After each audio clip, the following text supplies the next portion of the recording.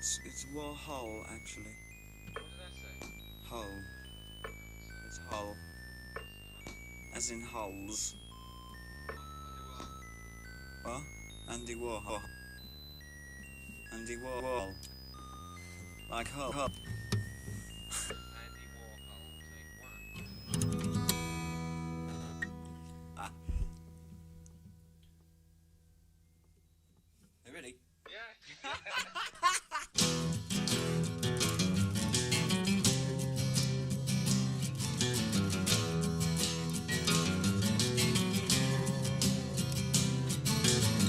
Like to take a cement fix, be a standing cinema.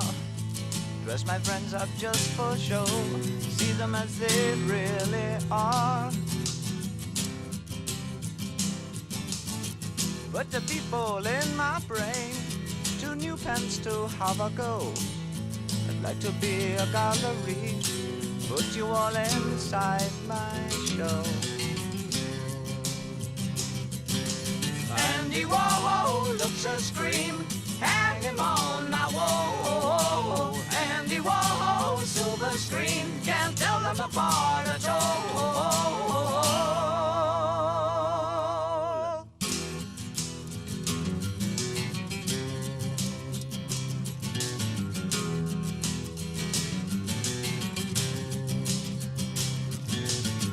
Andy walking, Andy tired, Andy take a little snooze. Tie him up when he fast asleep, send him on a pleasant cruise.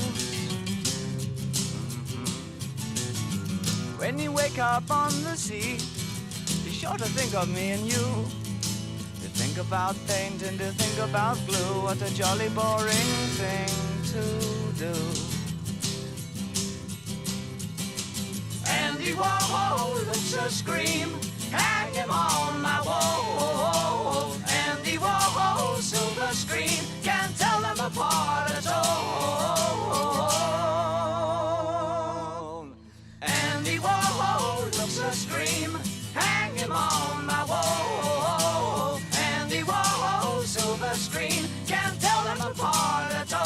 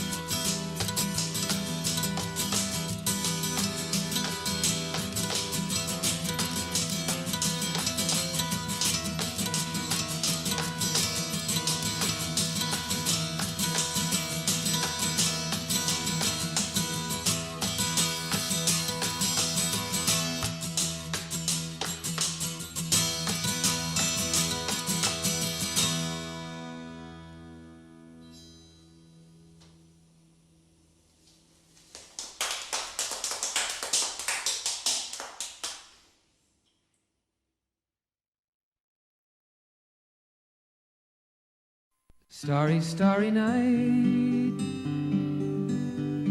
paint your palette blue and gray. Look out on a summer's day with eyes that know the darkness in my soul. Shadows on the hills, sketch the trees and the daffodils, catch the breeze and the winter chills in colors on the snowy linen land. Now I understand what you tried to say to me, and how you suffered for your sanity, and how you tried to set them free. They would not listen, they did not know how. Perhaps they'll listen now. Starry, starry night, flaming flowers that brightly blaze, swirling clouds in violet haze, reflecting Vincent's eyes of china blue, colors changing hue, morning fields of amber grain, weathered faces lined in pain are soothed beneath the artist's loving hand. Now I understand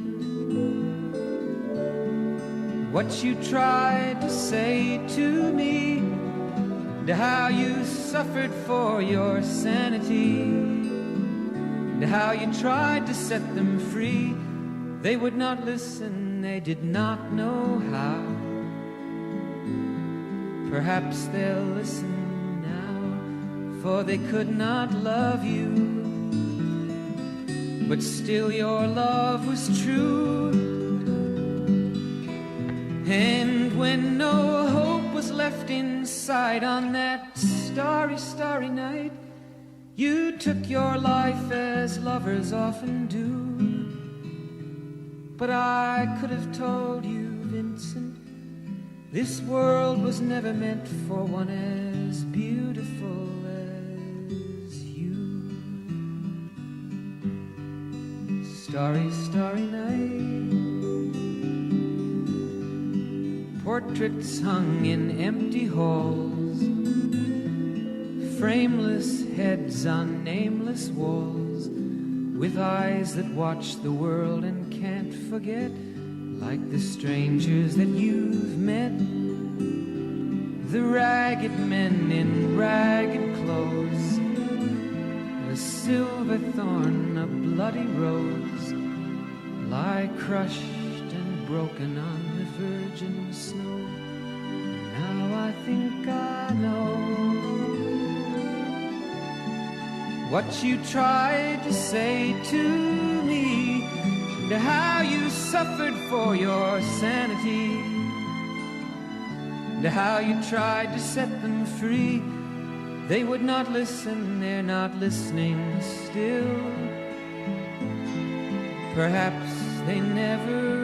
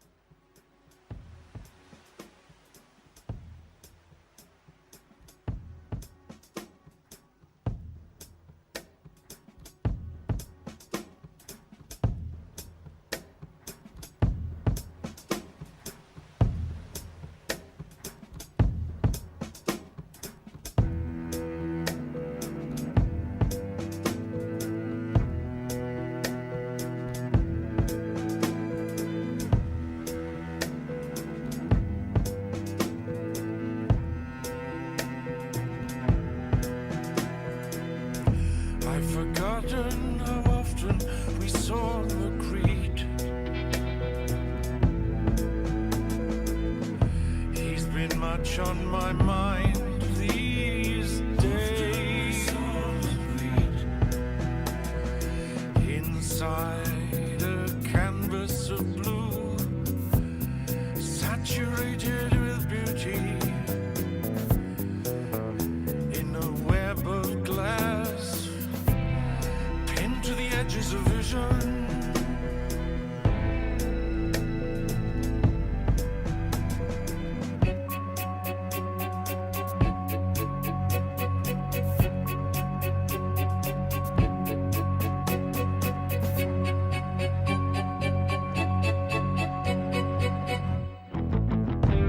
There's a car horn in the street outside,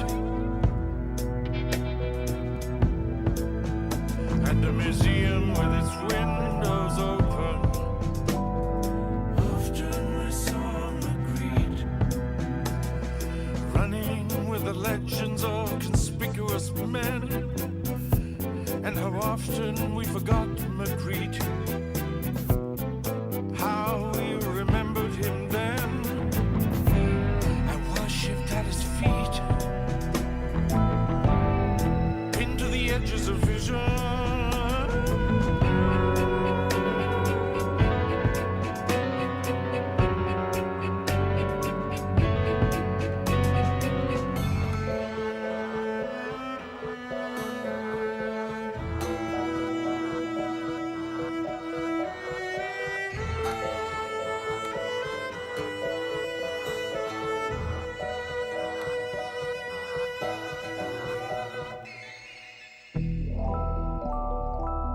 Somebody's coming that hates us.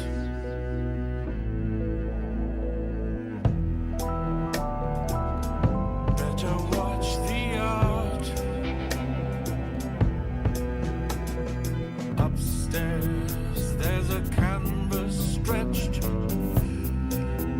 for umbrellas and bowler hats. Everybody knows Renee did that.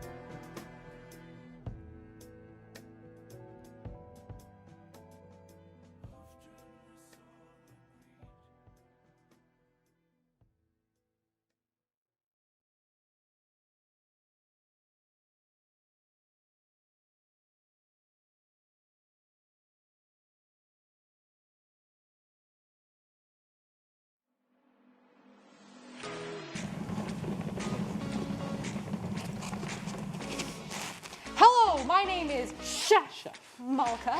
And I'm Chef Christian. And we are caterers and chefs, but as you know, there haven't been a lot of parties in the past 9 months, so we haven't really had any work. But tonight we actually got a gig, but we got double booked with emceeing this gig, so we decided to do both.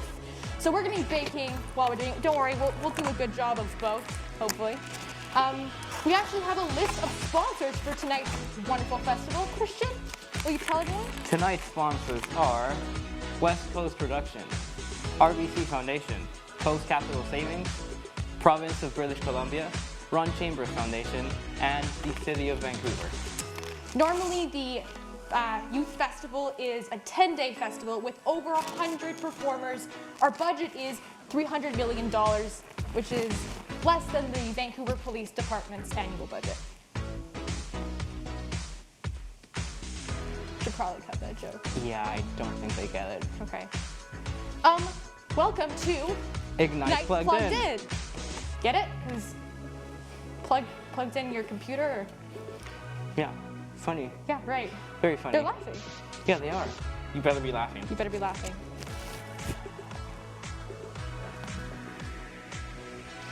Anyway, Christian, before we start baking, is there anything that we're missing?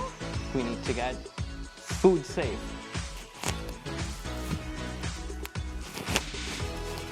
I haven't washed my hair in 2 weeks. Is that an issue?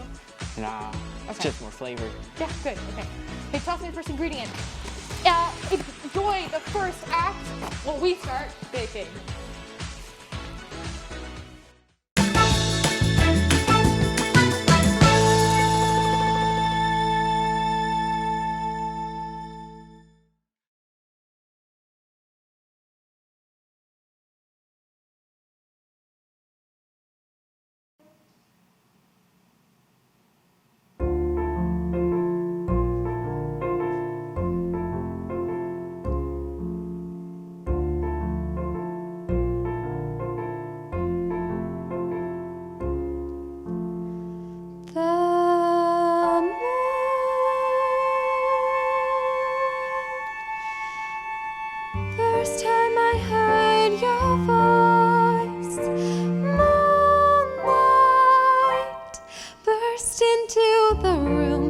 And I saw your eyes and I saw your smile, and the world opened wide, and the world was inside of me. And I catch my breath and I laugh and blush and I hear guitars. You are so good for me. I love you, I love you, I love you, I love you, I love you.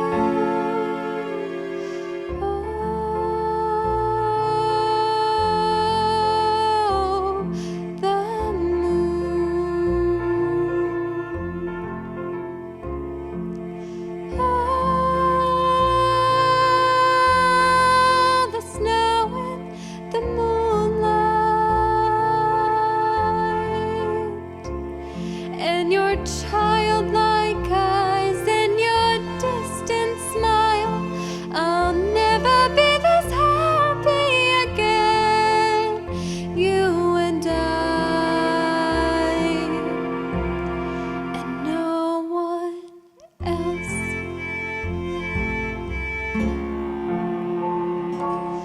We've done this all before. We were angels once. Don't you remember? Joy and life inside our souls, and nobody knows, just you and me. It's our secret. This winter sky, how can anyone sleep? There's never such a night before. I feel like putting my arms around my knees and squeezing as tight as possible and flying away.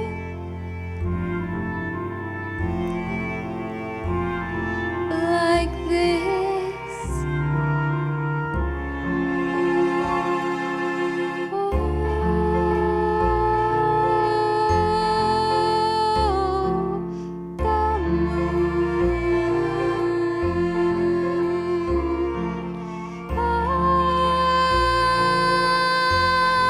The snow and the moonlight,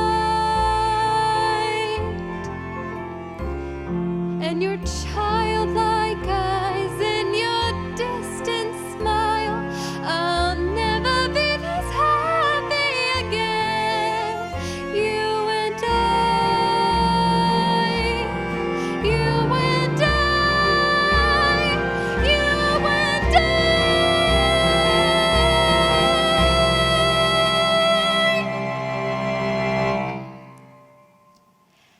And no one else.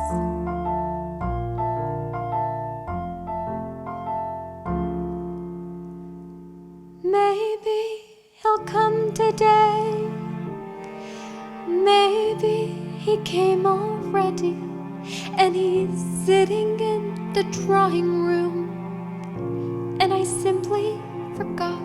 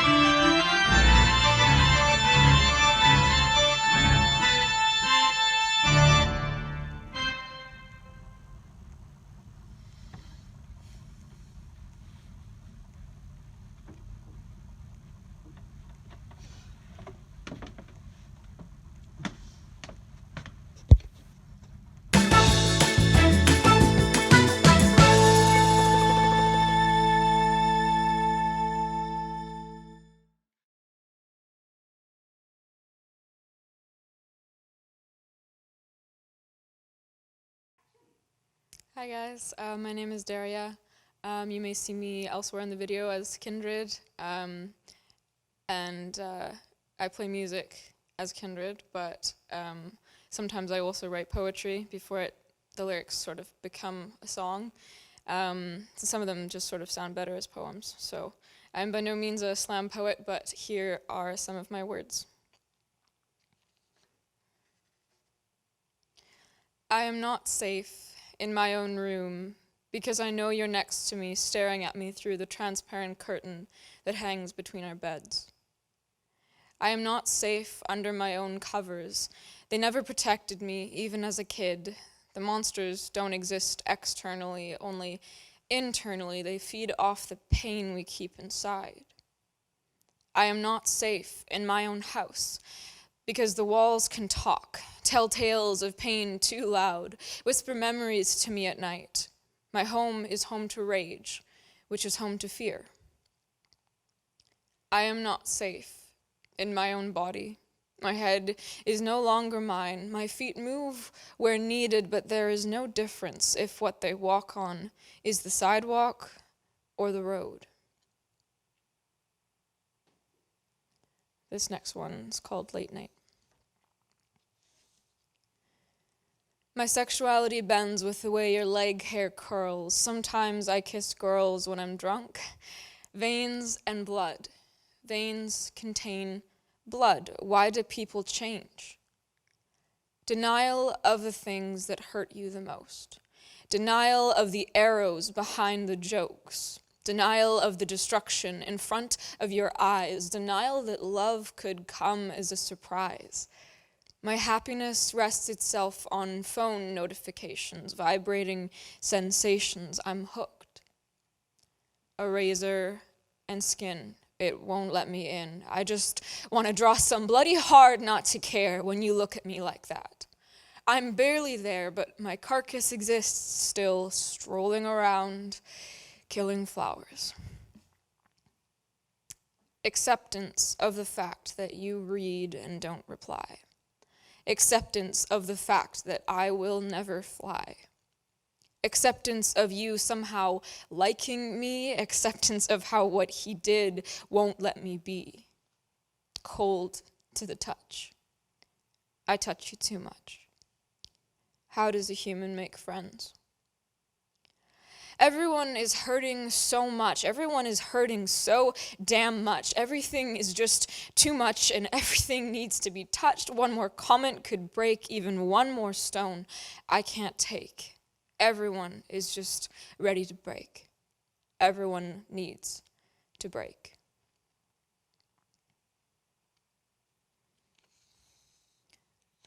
This next one I wrote on the bus when I was tired.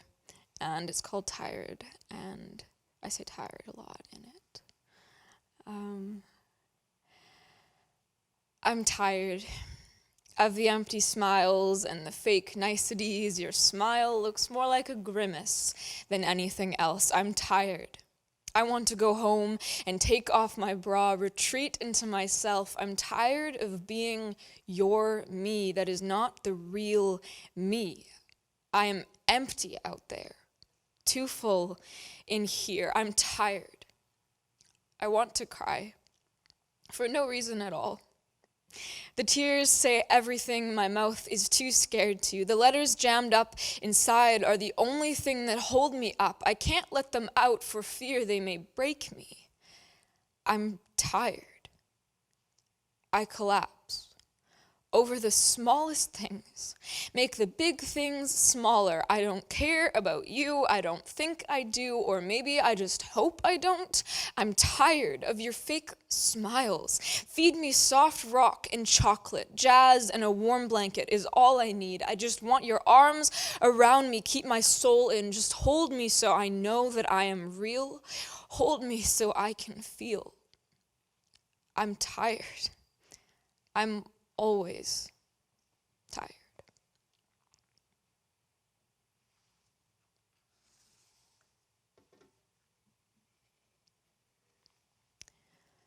When I was 7, my parents' mouths yelled at each other and I hid my brother in the bedroom. I just wanted to keep him safe from broken love. My sister got caught in the middle of a hurricane. She was the hurricane later. My daddy would come home from work, pick his topic of anger that evening, and go, go, go. Sometimes the words had hands and they'd hit, but more often it was passive aggression and guilt trips hidden beneath smiles. Be genuine and you'd be taken as a drama queen. Yell and the whole damn world will turn up its volume to drown you out. You're helpless there, behind your door, under your sheets. The monsters just crawl into bed with you and make themselves at home. You think he can't hear? You think I couldn't hear? Oh, I heard it all, and now I see he did too. Broken love is still love, and there was a lot of it. Passion is a poetic way to describe my childhood, but a passion that was tasteless poison and anger, a passion that fought its way into your eardrums and refused to leave. How many nights I can count under the covers to 100. So many nights I could stay and wince with every yell. The words like to crawl to my room and knock on my door till I let them in. My house is very small, you see, and the anger gets pent up pretty easily. One night, while my mother tried to save the world, I hid beneath my covers and decided I would sleep with my head at the bottom of the bed that night. I couldn't breathe down there, but that's all right. Something needed to change. Oh, tell me a story I already know. Scream me a tale heard last night. You think that I don't know a thing, but I can hear the broken love.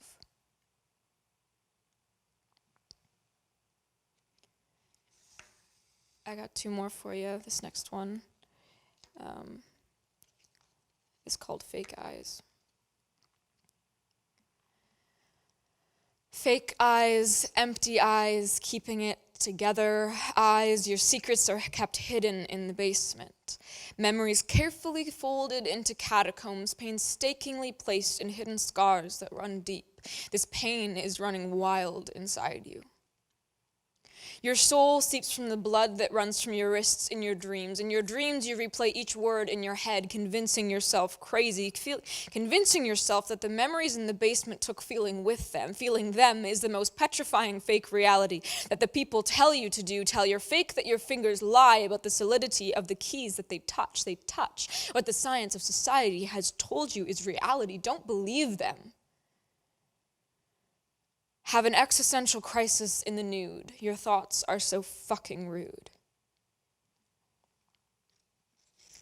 This last one's called Happy.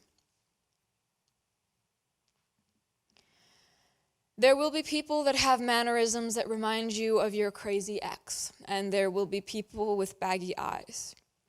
There will be memories of feeling inside your touch, and there will be feelings that surprise. In boxes and ribbons, you sent an air of hostility so stale, it rots into my basement to this day. And night, what's your moon rising, sun falling, moon falling into you, fell on you, crushed touch. Silver linings, you lying piece of shit. Bullhorns up my ass, but it cracks and I'm crass, I'm sorry. Apologies take on round sounds like a plump, juicy peach that's gone brown. With bruises like my knees, won't you please hit them with a brick just a little bit more so I can build a mountain, build a house and then cover it in dirt so it won't let you out. Build a house and then tear it all down.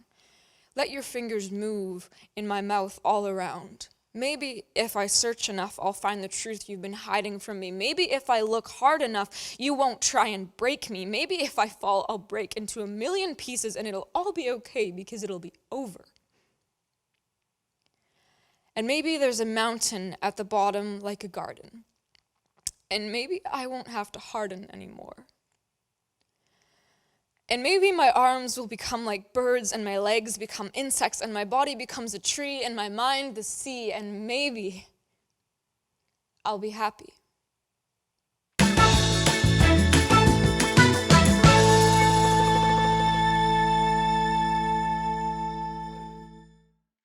Welcome. I need hand sanitizer first.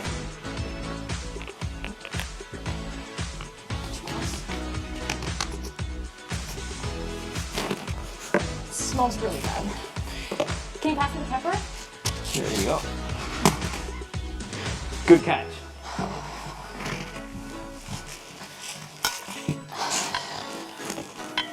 I don't know if we're gonna finish this cake in time, Christian, like for the end of the show. Yeah, maybe we should take an intermission. An intermission? Yeah. Okay. Everyone, take an intermission. I guess hopefully we'll finish the cake by the end of it. Have a good intermission.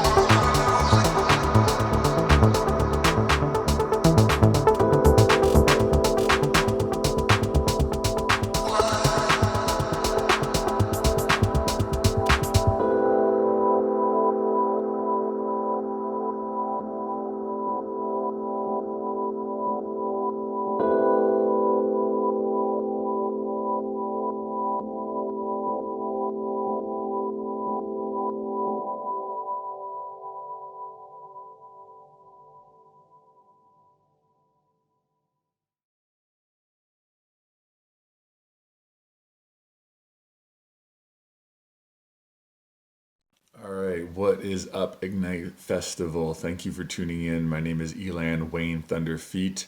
I'm a hip hop artist, writer, and creative mentor offering lessons. So I'm just going to read to you briefly a little excerpt from my book, The Jesuish. And to make things brief, it's essentially about these rodent beings that live in garbage, but really it's about finding meaning and purpose in a decaying world. And we're just going to launch right into it. I had a hard time picking what to read, so I hope you enjoy. And if you're wanting to read more, you can check it out on my website. The first 2 chapters are available for free, just theprinceofopposites.com. So we're going to launch right into it. Glowstones of red and yellow hung above Tuner, suspended in metal baskets that reflect with rust. They casted an uneven glow that added to the flickering light of the candles on the table spread throughout the room. The concrete walls were mostly covered with rich red sheets that reached the bottom of the dome ceiling. His chair creaked softly as he leaned back, shifting on the cushioned seat. It was barely audible over the noise of chatter that filled the lounge around him. Most of the other chairs and couches were occupied by travelers, caravanners, and merchants. Servers in sleek black shirts, pants, and shoes moved around the lounge, filling cups and taking orders. He placed his paws down on the table. Its worn burgundy material was smooth and cracked in a few places from years of use. It reminded him of his own skin. I'm telling you, it's getting worse out there, and not just because of the clanless. He paused, looking around the table at each of his companions in turn.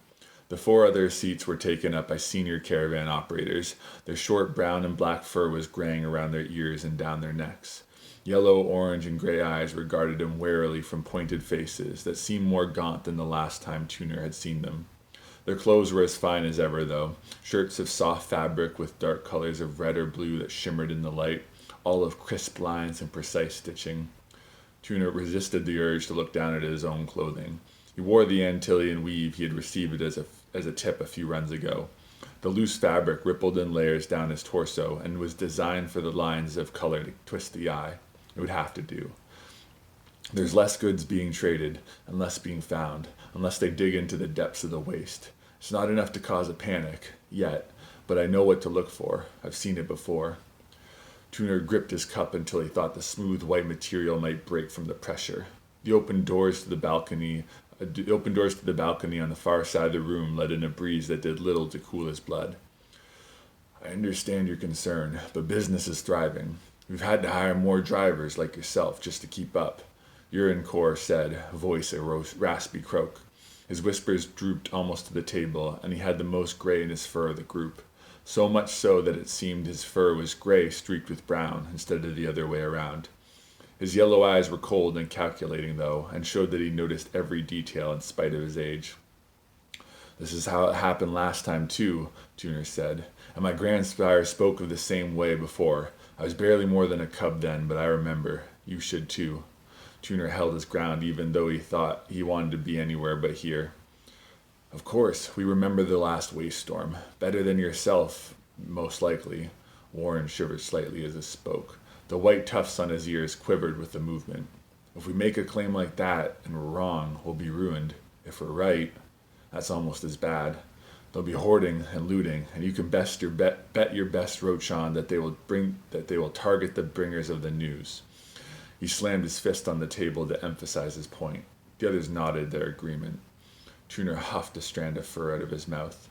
12 days. 12 days the sky was covered with the darkest clouds I'd ever seen, and not a single drop of rain. Instead, debris fell from the sky. Scraps and pieces and shapes of every material imaginable came down, often broken, rotting, or rusting through. Within it was the organic matter and the food that we rely on. Those that didn't have shelter perished in the desolation, buried alive if they weren't killed by an impact. He paused to give weight to his words. Urinkor opened his mouth to speak, but Tuner went on. If we don't prepare, we'll have more to worry about than some mangy cubs trying to squeeze into our shelter with us. Again, we hear your concern, Tuner, but we don't think it's founded. There has only been one waste storm in living memory, and my sire had only seen another one as a cub. My time will come before the next one. Urinkor spoke firmly. There was a finality to his words that felt like a kick to the gut to Tuner. He climbed to his paws, shoulders slumped, and turned away.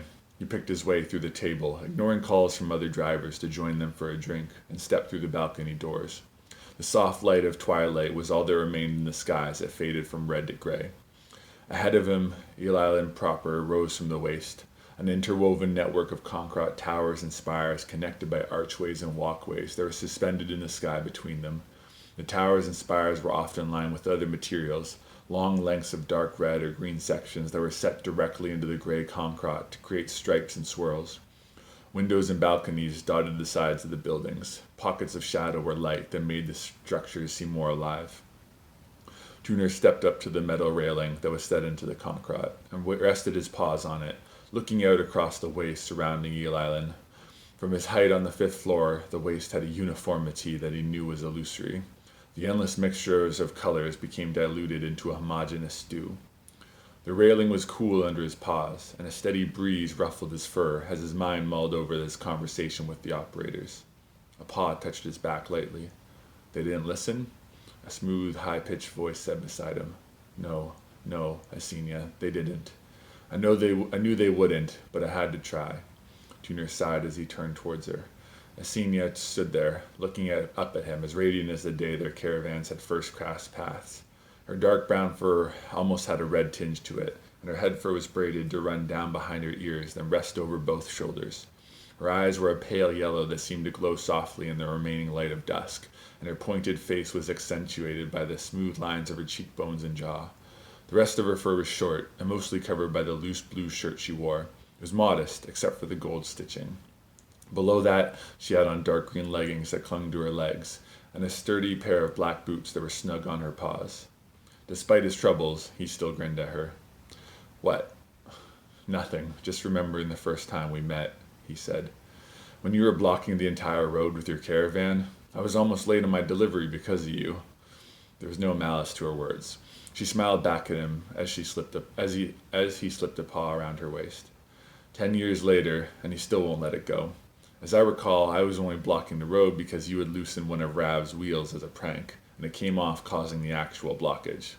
She laughed at that. I guess it was my own fault that I was almost late then.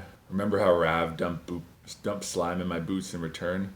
Her mouth split into a mischievous grin that made Tuner think she was still planning her revenge. Seems like so long ago. She paused, looking away. The dusty sky was fading fast, casting long shadows in the uneven landscape of the waste below. What are you going to do now about the waste storm? Rot. I don't know. His words caught in his throat. Even the breeze had dwindled down to near stillness. The only noise was voices and the movement back in the lounge behind them. In the lulls of conversation, he could hear the satisfied chittering and gurgling of the roachons stabled at the base of the building. He felt her squeeze his side with her paw. Seems like you're the only one that believes me. I feel it in my bones, though. There's one coming. Well, if the operators won't do a thing about it, we'll have to do it ourselves, Asenia said, her pink tail lashing behind her. What, you mean tell the clans anyways? The operators will take their roachon and wagons and leave us out in the waste to die. What other choice do we have if nobody does anything? She trailed off, shuddering. I know. Tuner rested his paw on her shoulder. She wriggled in and closer to him, practically nestling in his fur. Maybe we can prepare ourselves at least, stock up on supplies and figure out some shelter. When it comes more apparent what's coming, we'll tell everyone we can, and the operators can rot. As the sky darkened, Tuner noticed more lights coming on within Eel Island, illuminating windows and casting a glow around the base of the towers and spire. Asenia looked up at him. There was a look in her pale yellow eyes that still managed to set his heart racing, even after so long. There was something more there, though, a deeper intensity in the way she looked at him. What? He asked. She hummed up at him. That look, what's it for? Oh, she glanced away, looking out over the waste. You could still see the edge of her lips curling into a small smile. I like you like this, driven, strong.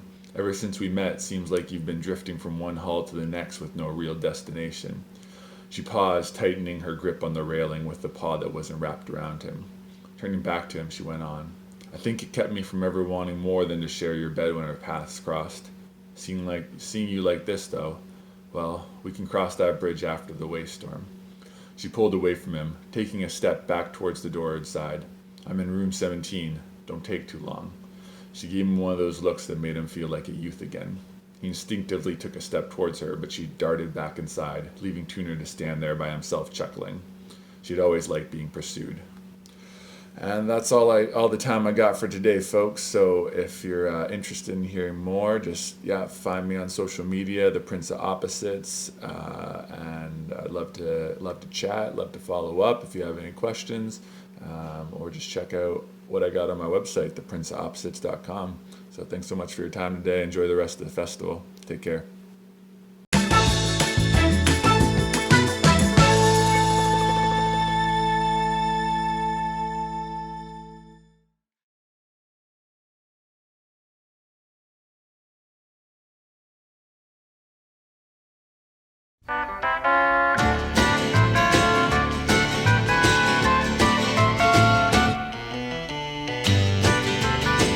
Don't try to cry. You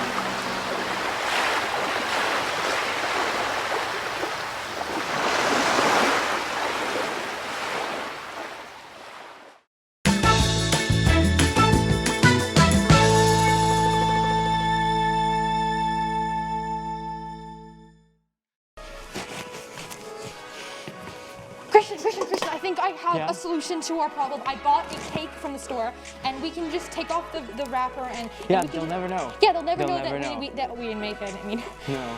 so great, right? Oh, you're back early. Have they been here this entire time? I think so. Hey guys, look at the cake that we made. We made that We cake. made. Look We how did. gorgeous that is. Just with these ingredients. Look at this. So easy. Yeah.